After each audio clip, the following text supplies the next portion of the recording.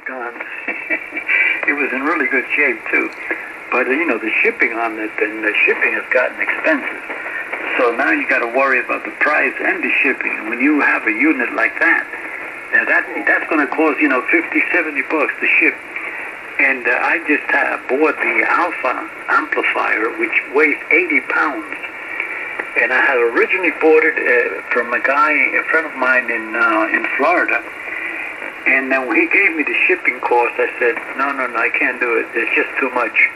It was almost $175 because the thing weighs 80 pounds from Florida. And then I'm looking on eBay, and the next day, there's the Alpha 76A for sale from Pennsylvania. So I said, let me check this out. And the price is the same, but the shipping was only $65. So I said, hey, that's it. And I'll tell you, the guy did a job shipping this thing. It was unbelievable the way he packed it. It got here just like brand new. And he had 2 boxes there, one for the rig and one for the transformer. The transformer weighs 40 pounds. It's incredible. So I had to build a new cabinet. The one in the photo, I basically did the same thing, but I rebuilt it. I've got to take another photograph to change the photo there on QRZ.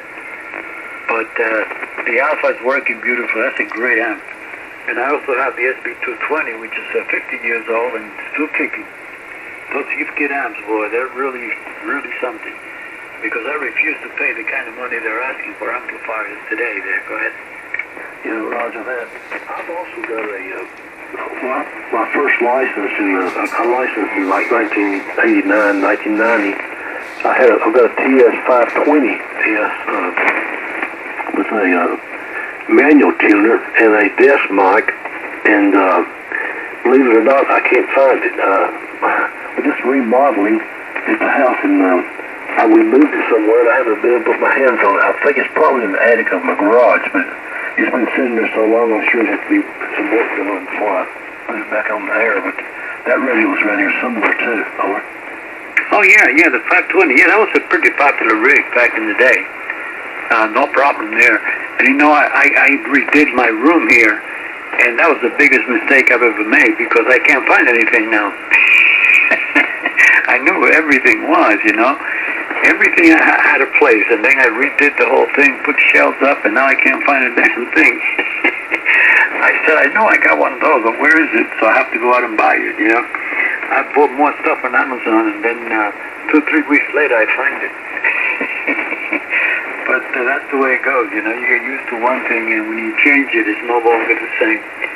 It's really tough. And that's what happens, with amateur radio operators. They tend to collect things. I got things all over the place. So, but I got a whole room here that's dedicated to my ham station and my computers. What is the name there, by the way, over? Oh, I'm sorry. The name is Wayne. Whiskey Alpha Yankee November Echo. On QRZ it says Garner, but I go by Wayne, my middle name. Whiskey Alpha Yankee November Echo, Roger. Okay, Wayne, very good. Yeah, that's the way it is. Okay, very good. Well, great chat. Nice to make contact with you today. Now I just tested my microphone, and I see that it's working great. I had a little hum. You know what the problem was? I had a really strange situation here, which had happened before. 2 nights ago, I was on 20 meters, and I was working beautifully with this headset.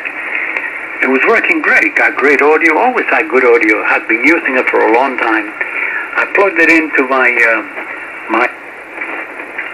7300 and using the SB220.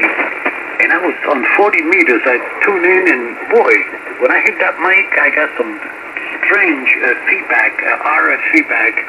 No matter what I did, it was tremendous feedback. So I said, what the heck is the problem? I was using it last night, the night before, on 20 meters, and it was working great, and also on 80. No problem. So I said, what could it be? And I'm checking, and then I remembered that it had happened before. And guess what? It happened when I connected my headphones, the headphone part of the mic system here, the headset. I put an extension on it, and it was a coil cable. And it must have been about 7 or 8 feet long coil, so that when you extended it, it was quite long. And that was acting like an antenna. I was getting tremendous feedback. At that time, I said to myself, what's going on? And then I realized the only thing I've done is I've connected this extension here. I disconnected it, problem solved. I said, wow, I never had that problem before. And then it happened again. And then, you know, when I redid my shelf system here, I reconnected everything. Everything was perfect. And then I realized that this COS headset, for some strange reason, is a communication headset. So you figure, why would a company put a 9-foot cable on a communication headphones? Makes no sense. It was acting like an antenna. And no matter what I did, I could not get the RF, but only on, and the reason I found out, it was only on 40 meters. On 20, 10, 15, it worked perfect. But on 40 meters is where I had the problem. So after working on it today, I said to myself, okay, what I'm going to do is I'm going to cut the cable. I'm going to cut it down to about 4.5 feet and reconnect everything, and let's see what happens. And that's exactly what I did. It took me about an hour to do because it's very tiny cables. And I reconnected everything, turned on my amplifier, no problem. RF situation is done. So that's something for people to realize, that when you have your leads too long, it could act as an antenna, and you get the RF right back into the radio there. Go ahead. Yeah, Roger. Yeah, well, that, you know, I really, when you first said that, it sounded like you had the headset disconnected and had the monitor turned up. You know, like get the feedback loop on. Yeah, well, as soon as I turned the amplifier, it really got bad when I turned the amp on. And I said, it's RF. Well, I don't have any RF problem.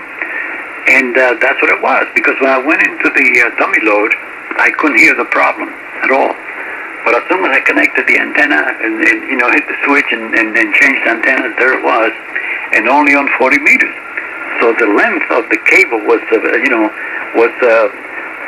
the reason for 40 meters to be affected, because it didn't happen on any other band. So I said, hey, it's got to be RF coming through because of the length of this cable, and that's exactly what it was. I go ahead. That's amazing. Yeah, well, it hadn't been just the right size to resonate, I guess, on that cable. Over. Yeah, right. You know, when you think about it, it was about let's see, about 12 feet long in total. And I had put it, I didn't even realize that I had an extension connected to the mic, to the earphone piece, because my mixer's in the rear of my cabinet. So in order to bring the earphone connection, I had put an extension, so that made it even longer. And that's when I realized that was a mistake, even though I have toroids and everything. Every cable here has toroids. But when you have, multiplication of the length of 40-meter antenna, that's what happened. So I resolved the problem by cutting the cable there. Go ahead. Yeah, well, that's great. I mean, it makes sense. It would be like a quarter wave on 40 meters or something like that, I guess, and the harmonics. I was going to ask you, are you running any power like Wilson over? Yeah, I'm running the Alpha right now. Go ahead. And how much power are you running? Let's see, probably about 800 watts. Oh, okay, yeah. Well, you sound good. I mean, it's not booming in here, but you're very clear. The audio's clear. It sounds good, though. Yeah, great. I'm telling you, it was a lot of work, but I said, I'm going to find this problem.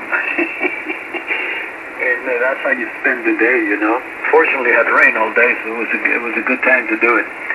But it's done and over with, and good lesson, though. And I'll pass it along to people that are listening that might have that problem and not realize it and go crazy. And the first thing you start doing is, it's the radio, is this or is that, you know. And you gotta think a little bit, because you don't want to take your radio apart thinking that there's something wrong with the audio system there. Go ahead. Yeah, I agree. You need to eliminate all the issues for everything going into the radio first before you go into the radio. I wouldn't want to go into mine, that's for sure. Oh, absolutely, especially if you had been working with it the night before and it was working perfect, and then nobody's touched it, so what the heck happened, you know?